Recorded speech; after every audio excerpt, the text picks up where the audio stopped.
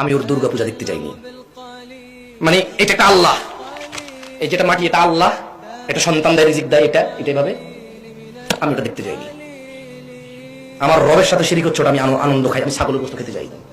ও আমার বন্ধু, আমার প্রতিবেশী, ওর হক আছে আমার উপর, আমার হক আছে ওর উপর। ও আমাকে দেখে বলে, জামশেদ কেমন আছিস? হ্যাঁ দোস্ত ভালো আছি, তুই তোর কি খবর? ভালো। বললো যে আমার বোনের তো বিয়ে, তোর আমাদের প্রতিবেশী, আমরা একা এখানে 5-8টা পরিবার, তোরা সহকারে যদি না থাকিস কিভাবে কি হবে, আসিস।